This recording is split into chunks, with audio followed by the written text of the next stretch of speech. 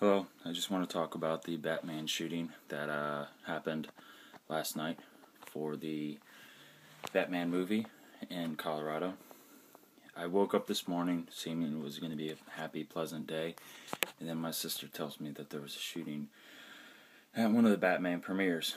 So I look up all the information I can find on the internet, and I see what had happened. First off, this is just my opinion. This is my opinion of the shooting, opinion of the before, during, and the after. But before I start, I'm going to say my heart goes out to those that were injured, those who were killed, those who were mentally or verbally or physically scarred from this, and the family members that have lost loved ones, and the friends and the community for what had happened to them. And my heart goes out to everyone who was involved, and to the law enforcement agencies that will now do the investigation. I hope and pray for a speedy, swift resolution, and hope that there will be a very good investigation in this. And generally, my heart goes out to everyone who was involved, and I hope and pray that the gunman will find some sort of remorse or will be apologetic for this. And there's got to be a reason why he did it. I'm not going to say, he deserves the death penalty or he deserves to rot in jail. I think that justice should prevail in what is just. And I hope that he, in his own mind, can find some sort of peace and forgiveness and can find a way to be sorry and regretful for what he did. And that is what I think about the whole ordeal. Really quickly, I'm going to talk about, because what's going to more than likely happen afterwards, people are going to say we need more gun control laws, we need more, less guns to be available by the public, we need to get rid of the Second Amendment, we need to do this, we need to do that. Well, I'm a gun advocate. I work in a gun shop. I love guns. I wholeheartedly enjoy my Second Amendment. And again, these are just my opinions of the incident. I think and I feel that there should be no gun control laws passed in that state or any federal laws at all, as a result of this shooting. It wouldn't matter if you passed a law, I believe it was Colorado? It wouldn't matter if Colorado passed a law that said you could not have any shotguns, or you could not have any handguns, or anything. The shooting would have still happened. Look at that. Look at all the shootings that have happened in the entire history of man. The gunmen always got a hold of the guns. The gunmen always got a hold of the ammunition and the supplies, and they always did it. No laws are going to prevent that. Look at the one that happened in Arizona. He was a upstanding man, and he got a hold of a gun and he shot a bunch of people. Now, if they passed a law before that had happened, years before that happened, that said you cannot own a Glock 19 or any Glock firearm in Arizona, and you cannot own high-capacity magazines, guess what? He could have found a way to have gotten them. So, passing any laws will not help prevent these kind of things again. They will only hurt innocent victims, because that means that the people who are the upstanding, law-abiding citizens will not have the ability to protect themselves. If a man that is if a law is passed that says you cannot own a handgun that has the ability to accept a magazine that's more than 10 rounds, so that basically means every Glock on the market.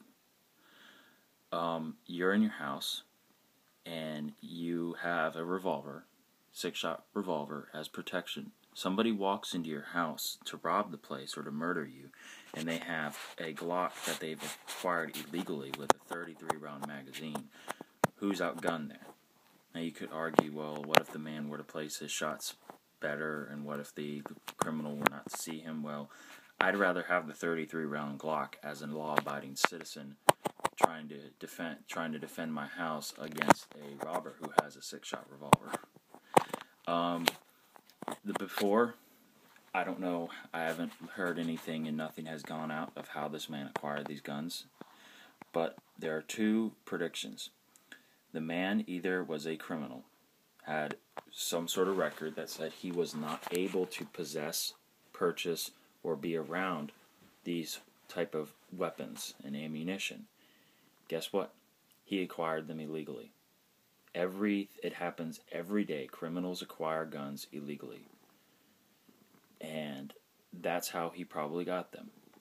And no amount of law in that state or federal law would have prevented him getting those guns. And the second thing is, what if he was a law-abiding citizen? He didn't have any mental records or anything, and that's the way it should be. You should not be. It should not be on your record if you go seek help when you're a child or something, or when you're a teenager. Maybe he just had something recent that happened, and he purchased the firearms legally, and he planned it out. Again, no amount of law would have prevented that, because maybe when he purchased the firearms legally, he was not in this state of mind. The next thing I'm going to say is, I think, and this is how I feel in Virginia, I think that movie theaters should have the ability for a valid concealed carry permit holder to be allowed to carry a gun in a movie theater for personal protection. Now, after the shooting, that may sound very scary and heavy and disrespectful to say, but listen to this. What if there was one person in that movie theater that had a gun, that had a valid concealed carry permit, and had a gun? What would have been the difference in the outcome? Now, I can't tell you what would have been the difference in the outcome, but I can guess. Some people are going to say, well, he had body armor, he outgunned them, and he would have killed the guy who had the gun. Yes, that's entirely possible. But what are the other possibilities? That the gunman would have been killed by a law-abiding citizen. Now, if a law-abiding citizen carried a gun in that movie theater illegally, and the same outcome had happened, he killed the gunman, or he stopped, or he prevented the gunman, or he wounded him, guess what?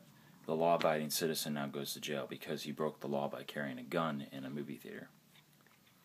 But that's why I think that law-abiding citizens with a valid concealed carry permit in a state that allows concealed carry with a permit should be allowed to carry a gun in a movie theater for personal protection, because you're in a very dark, tight quarters area where all it would take is somebody to come in, like what just happened last night, with a shotgun and just pepper the heck out of the place. That's enough of this video for me. Hopefully people will open up their eyes and they will not view this as some sort of disrespectful video, because it is entirely geared not. But look at it from a neutral standpoint as much as possible and look at the facts.